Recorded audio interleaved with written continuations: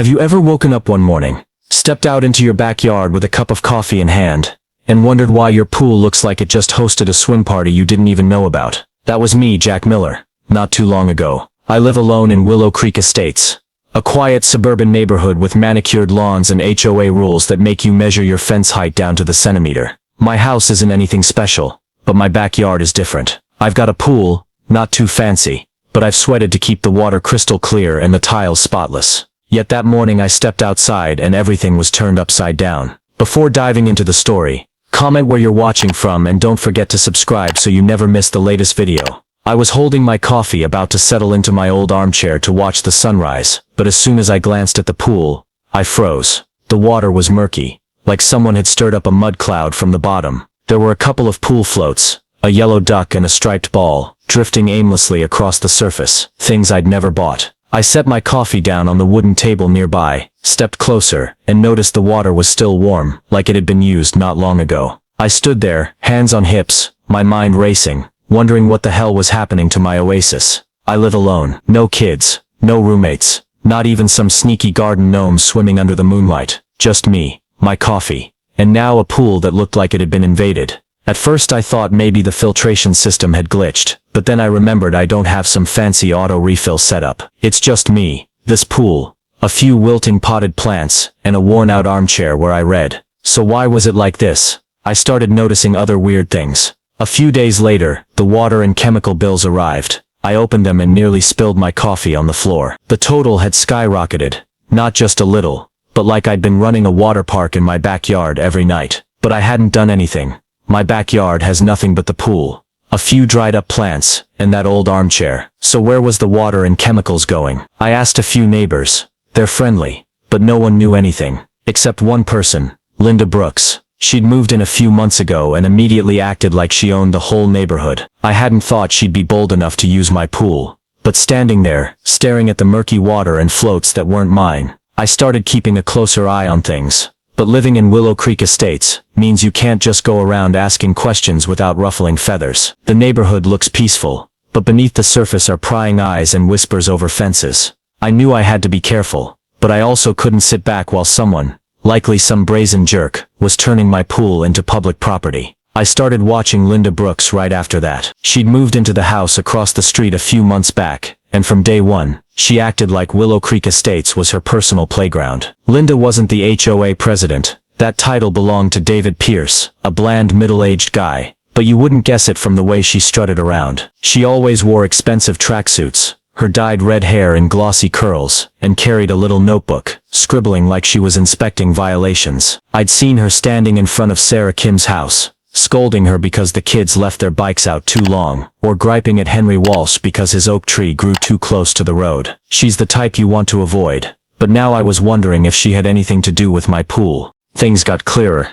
One afternoon a few days later, I'd just gotten home from work, stepped into the backyard to check the pool, and noticed something off. The water was still cloudy, but now there were dried water streaks on the tiles, trailing from the pool to the wooden fence, separating my yard from the alley behind. I crouched down, touched the streaks. They were dry but clearly shoe prints, smaller than my feet. Near the fence I found a crumpled beer can, the cheap kind I'd never drink. I stood there holding the can, feeling like I'd just found a clumsy burglar's footprint. Someone had been here, and this time they'd left evidence. I glanced over the fence, and right then, Linda Brooks appeared. She stepped out from her yard, just a few meters away, wearing a bright white tracksuit and a wide-brimmed cap. She looked my way, waved, like we were old pals, and shouted across the gap, "Your pool looks great, Jack. Such a shame to let it go to waste like this." Her voice was syrupy, but something about the way she said it gave me chills. I waved back weakly, forcing a smile, but in my head the wheels were turning.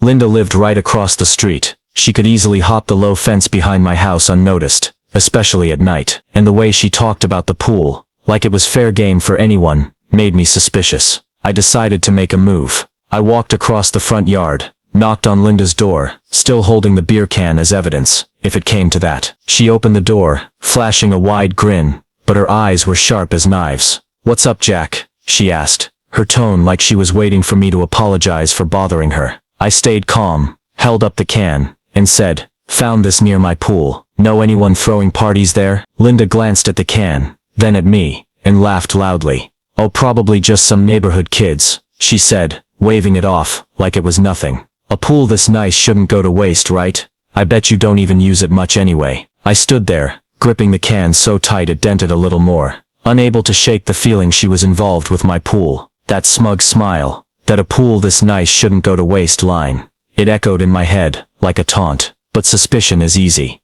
Proof is another story. I knew without solid evidence, it'd just be my word against hers. And Linda, with that self-assured air, would deny everything. I started with what anyone in this day and age would think of: a camera. I ordered a small security cam online, the battery-powered kind with motion sensors. When it arrived, I spent an evening setting it up under the eaves near the pool, aiming the lens at the wooden fence where I'd found the water streaks and the can. I checked the angle on my phone. Perfect, covering the whole backyard and the entry from behind. "All right, Linda," I muttered to myself. "If you come back, I'll catch you red-handed." I went to bed that night, feeling satisfied, picturing her on tape, dragging some cheap float across my yard. But the next day I checked the footage, and saw nothing but a few squirrels scampering over the fence. The pool was still murky, but no clear signs of anything new. I told myself maybe Linda didn't strike every night, so I waited a few more days. On the third day, I woke up to find the pool water even cloudier, with an old pair of goggles floating near the edge. I rushed to check the camera, heart pounding, but the video was empty. I looked closer and realized the problem. Linda, or whoever, had gotten into the backyard by climbing the fence at a blind spot. I stood there, hands on hips, staring at the pool. Linda was too smart. She knew about cameras, or at least guessed I'd try something, and dodged the lens perfectly. I sat in my old armchair, replaying the blank footage, feeling like I'd just been outplayed, but I wasn't giving up. I decided to ask around the neighborhood, hoping someone had seen something odd. I knocked on Sarah Kim's door, the single mom a few houses down. Sarah answered, holding her toddler, and gave a faint smile. "Linda," she said, when I asked about the pool. "She came here once complaining about my kids leaving bikes out. I don't like her much, but I haven't seen her around your place." I thanked her and moved on to Henry Walsh, the tree-loving guy who hated being nagged. Henry was pruning his oak when I got there. "Linda," he grumbled, clippers in hand. "She told me to cut my tree lower because it drops leaves in her yard." I told her it's my tree, not her business, but I haven't seen her near your pool. He shrugged, and I thanked him, though I was starting to suspect the whole neighborhood knew something but wouldn't say. I went home, checked the water and chemical bills again. The totals were still through the roof, and I knew for sure someone was using my pool. But Linda was too careful, or I was too slow to catch her. I sat in the kitchen, looking out at the backyard through the window, anger bubbling up. I'm not a confrontational guy, but that pool was mine. I'd sweated to keep it clean, and now it was turning into a public bath I wasn't invited to. I decided to try something else. I went to the backyard, grabbed an old lock from the garage, and attached it to the wooden gate leading to the pool. It wasn't the sturdiest, but I figured it'd stop a nighttime intruder. "Consider this your win for now, Linda," I muttered, sliding the lock in place and checking it was secure. I went to bed, hoping the next morning would be peaceful. But the next morning, I nearly dropped my coffee again. I stepped into the backyard, and the lock was gone. Not unlocked, but cut clean off, like someone had used bolt cutters. The severed metal piece lay in the grass, and the pool water was murkier than ever, with a new float, this time a flamingo, drifting in the middle. I stood there, staring at the scene like it was a crime site, even glancing around for fingerprints, though I wouldn't know what to do with them. Linda was obviously behind it. I had no direct proof, but everything from the water streaks, the beer can, to the way she talked about the pool pointed straight at her. But this time, I hadn't expected her to be so blatant. It all came crashing down one night, when I got back late from a work trip. I drove into Willow Creek Estates, exhausted after a long day, just wanting to soak in my pool to unwind. But as I turned into my driveway, I heard laughter coming from the backyard. Not normal laughter, but the loud, rowdy kind of a party crowd. I killed the engine, stepped out, and quietly circled to the back. The sight made me nearly drop my keys. Linda Brooks, in her bright white tracksuit and wide-brimmed cap, was standing by my pool, holding a glass of wine, directing a group of friends, at least 5 or 6 people swimming and grilling. Smoke rose from the barbecue, trash littered the yard, and pool water splashed as they jumped off the edge. I stood there, jaw dropped, staring at Linda like she'd just landed from another planet. She turned, saw me, and didn't flinch. She waved, flashing that wide grin, and shouted over the noise, "Hey Jack, come join us. Your pool's way better for parties than mine." I didn't answer right away. just gripped my keys so hard they dug into my hand. She wasn't just sneaking into my pool. She was throwing a full-on party in my yard, like I was the tenant, and she was the landlord. I stepped forward, keeping my voice steady, and said, "Linda, this is my house. What are you doing?" She shrugged, sipped her wine, and replied, "Oh, don't be so uptight. I figured you wouldn't mind. You never use it anyway."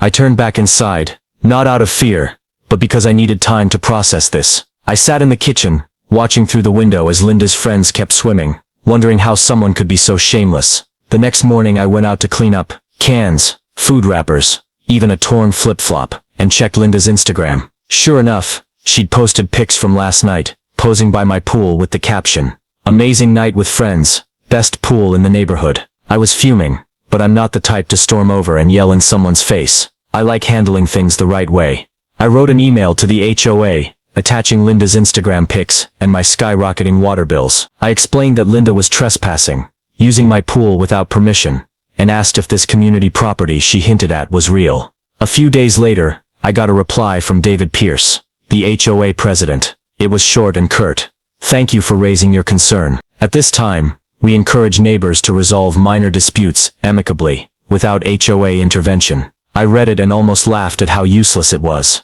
That was the HOA's way of saying deal with it yourself, and I knew I was on my own. I stared at the email on my phone, feeling like the whole neighborhood had turned its back on me. Linda wasn't just abusing my pool, she was doing it openly, in broad daylight, and no one cared. My pool, something I'd once been proud of, now looked like a defeated battlefield, with Linda's flamingo float still drifting in the murky water like a mocking trophy. She wasn't just sneaking in, she was throwing public parties, posting pics on Instagram, and waving at me like I was the friendliest neighbor alive. And the HOA, with David Pierce's resolve it amicably tone, clearly didn't give a damn. I took a sip of cold coffee, gripping the mug so hard my hand shook. I'm not the type to scream or bang on doors for justice, but I also couldn't let Linda Brooks keep making a fool of me. I sat there, staring at the flamingo float, and an idea started to form. The camera didn't catch her. The lock got cut.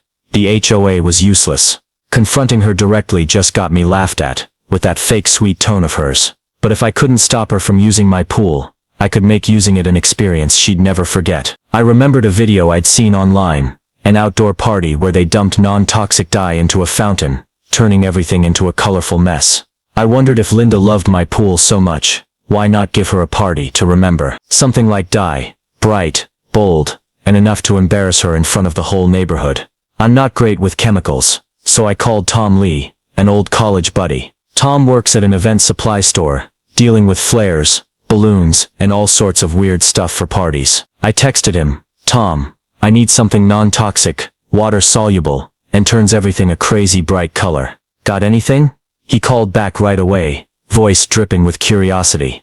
"Jack, what are you up to?" "Throwing a Halloween bash." I gave a dry laugh, briefed him on Linda and the pool. Tom burst out laughing. "All right, I've got powdered food-grade dye, neon green, used for fountains. Won't hurt skin, won't ruin the pool, but it'll stain anything it touches. How much you want?" I told him to send a big box, and by the next morning, it was sitting on my doorstep.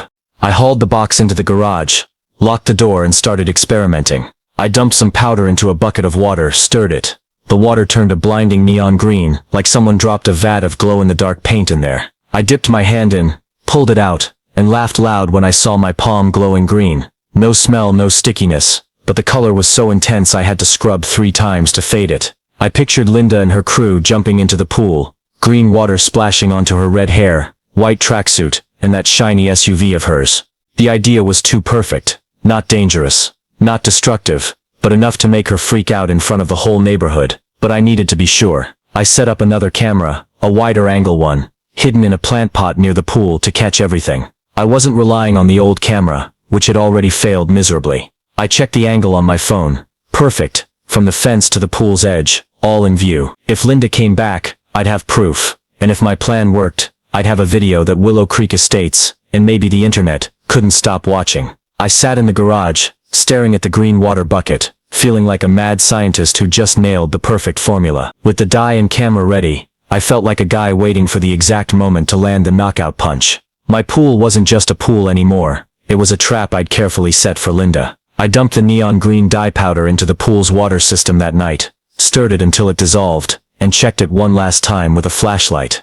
The pool water now glowed a mesmerizing, hazardous green, at least to anyone dumb enough to jump in uninvited. I placed Linda's flamingo float back in the middle as bait and sat inside, waiting. I knew she'd come back. Linda wasn't the type to leave alone what she thought was community property. The chance came faster than I expected. One weekend afternoon, I heard a car pull up outside Linda's place through the kitchen window. I peeked out. She stepped out of her glossy white SUV, wearing a fresh tracksuit and cap. I couldn't believe my eyes. She was leading a group of friends, 7 or 8 at least, all carrying plastic cups and snack bags. I watched them circle around to my backyard, laughing and shouting like it was their regular party spot. I sat in the kitchen, hands gripping the table edge, watching Linda lead the charge, still with that wide-brimmed cap and smug attitude. She stopped by my wooden fence, pointing at the pool, and I caught snippets. "This is the best spot. Clean, cool water." I smirked, knowing she was about to get more than cool water. I opened my phone, pulled up the wide-angle camera app hidden in the plant pot. The screen lit up, giving me a clear view from the fence to the pool's edge. Linda climbed over the fence first, dragging a folding chair she'd brought from home, then set it by the pool like it was her backyard. Her friends followed, some stripping off shirts, ready to jump in. Linda stood there, hands on hips, yelling, "Come on, get in, the water's great." I sat in the kitchen, heart racing, waiting for the moment. Then it happened.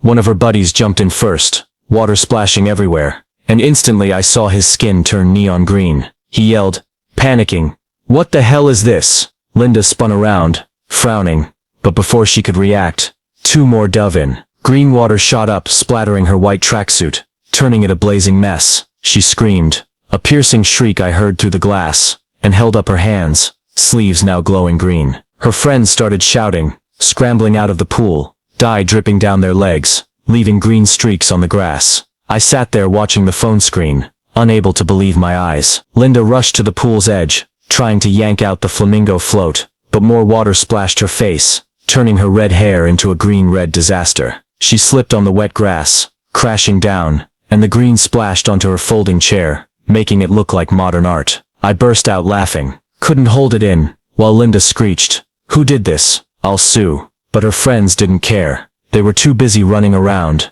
yelling, trying to wipe the green off. Neighbors started popping up. Sarah Kim stood in her yard, hand over her mouth, clearly stifling a laugh. Henry Walsh poked his head over the fence, filming with his phone, muttering something like "serves her right." Linda got up, tracksuit soaked, hair matted, and turned toward my house. I sat still in the kitchen, playing dumb, but on the screen, I saw her point at my window, yelling, "Jack, I know you did this." I shrugged, though she couldn't see, and sipped my cold coffee, satisfaction flooding through me. Linda, self-proclaimed queen of Willow Creek Estates, now looked like a living painting doused in dye. White tracksuit neon green, red hair plastered, and her shiny SUV streaked like something out of a sci-fi flick. Her screams, Sarah Kim's laughter, and her friends' clumsy scrambling stuck in my head. I took another sip of coffee, warmed up in the microwave now, and figured that'd be enough. Linda would learn her lesson, and leave my pool alone. But I was wrong. Linda wasn't the type to give up easy,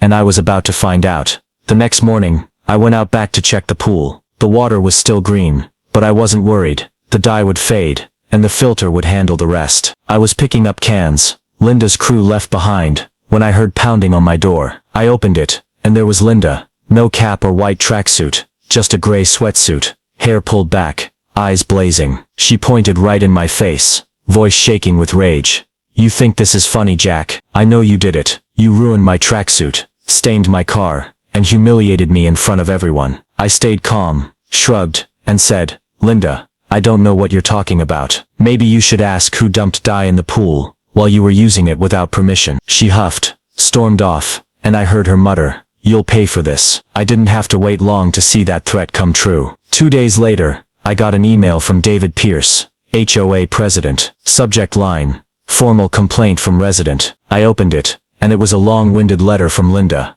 accusing me of creating a hazardous environment and deliberate vandalism. She claimed the pool dye was toxic chemicals, ruined her expensive clothes, stained her car, and posed a health risk to the community. She even demanded I pay her some ridiculous $800, and asked the HOA to fine me. At the end, David added a line, Please provide an explanation within 48 hours, or we'll take appropriate action. I sat in the kitchen reading it, feeling like I'd been punched in the gut. Linda wasn't just fighting back. She'd turned herself into the victim, and the HOA was clearly leaning her way. I wrote a short reply, attaching the wide-angle camera footage of Linda climbing the fence and partying in my yard. I explained the dye was non-toxic event-grade stuff, and I was just protecting my property. But I knew David and his plotting board. They wouldn't sort this out fast. Sure enough, a few days later, I got a paper letter from the HOA stuffed in my mailbox. It wasn't a warning. It was an official fine. I was hit with $600 for violating community health standards and disturbing neighborhood order. The letter demanded payment within 2 weeks,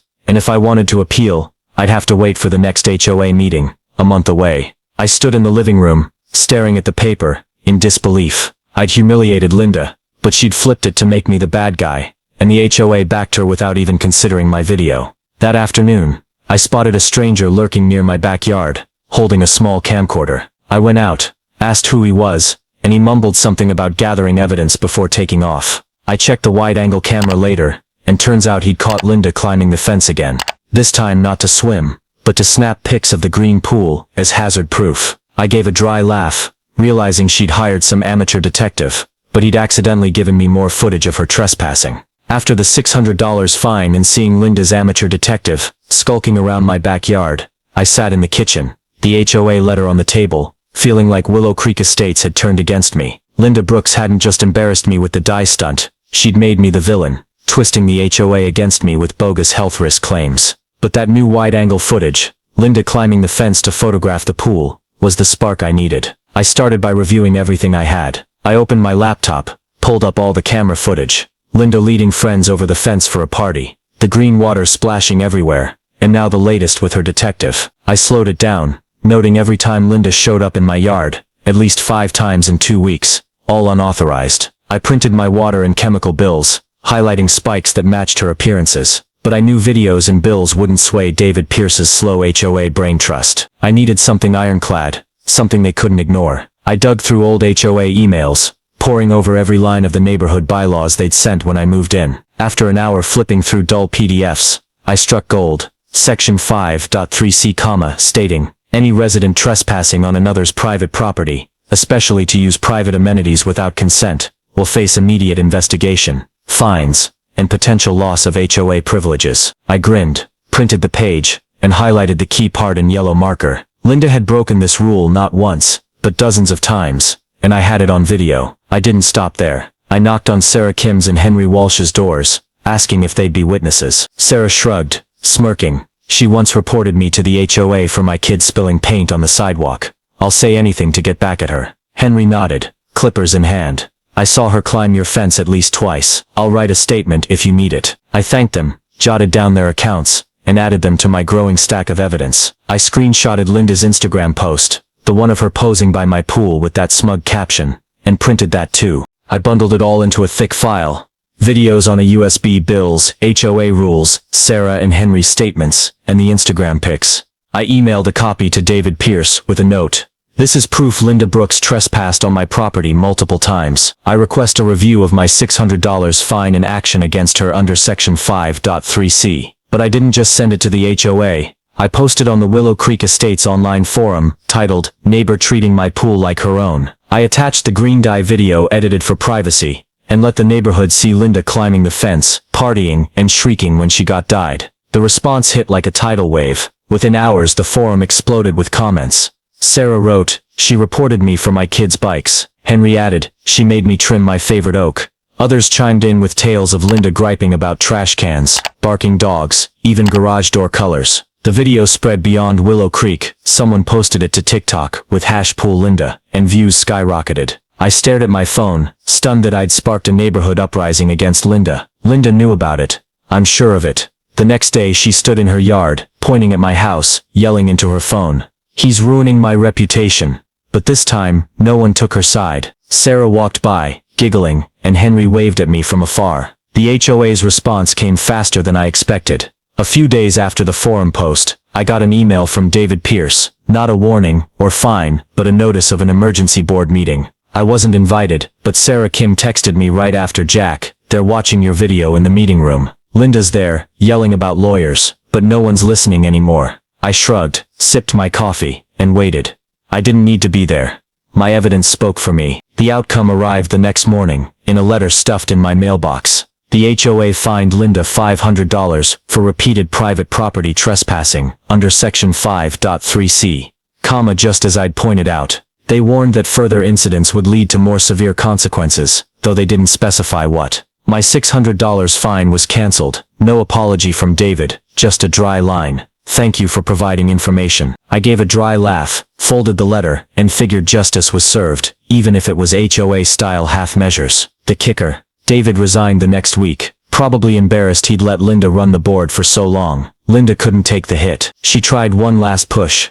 I heard from Henry Walsh that she filed a complaint with the city, claiming I'd installed a hazardous pool with the dye. One afternoon, an inspector knocked on my door, clipboard in hand, eyeing the now clear pool. I explained everything, showed him the non-toxic dye paperwork from Tom Lee. He laughed, shook his head. I saw this on TikTok already. Nothing illegal here, pretty creative though. He left and I stood in the backyard, feeling like I'd won another round. After that, Linda faded from sight. No more notebook, no more yelling into her phone in the yard, and her streaked white SUV stayed parked in the garage. The neighborhood shifted. Sarah started waving at me every morning, no longer tense from Linda's complaints about her kids. Henry brought over another plant, saying I'd freed his oak from her scrutiny. One afternoon, I threw a small poolside cookout, just clean water, some folding chairs, and grilled food, with Sarah, Henry, Alex, and Mia. Laughter rang out, no shouting or arguments. I stood by the pool, watching everyone enjoy it, realizing the real win wasn't turning Linda green, it was reclaiming this peace.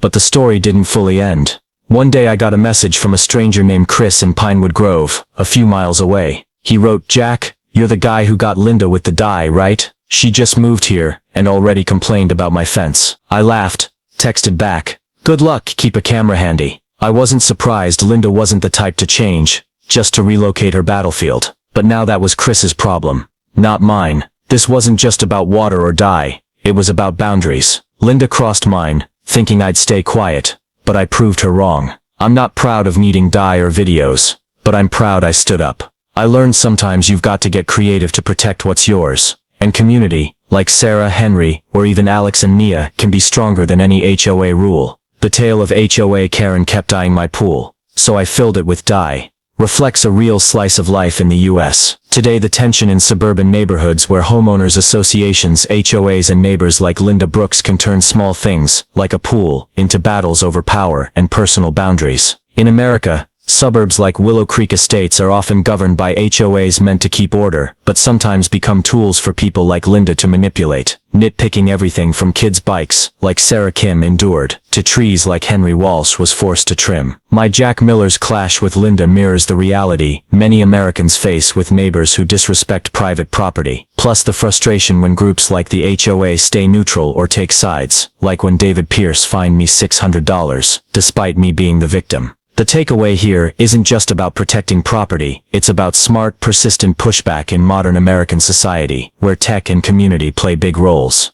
I used cameras to catch Linda's antics, posted the video on TikTok with #pool Linda, turning injustice into public leverage, something common in the US, where social media is often a justice tool. Teaming up with Sarah and Henry, then getting support from Alex and Mia, showed community can back you up when systems fail. My advice for Americans today, arm yourself with proof like my videos, know the rules, like Section 5.3c I found, and don't shy away from neighbors or going public when needed. Instead of letting Linda steamroll me, I used green dye, a creative, non-violent move to take back control. In real life, be patient but firm. Use ingenuity to guard your boundaries, because in America, personal freedom only holds if you're willing to fight for it smartly. If you enjoyed how I turned Linda into #pool Linda with green dye, hit that subscribe button so you don't miss the next creative payback. Thanks for watching, and see you in the upcoming video. Who knows, maybe I'll tell you about the new neighbors in Willow Creek Estates.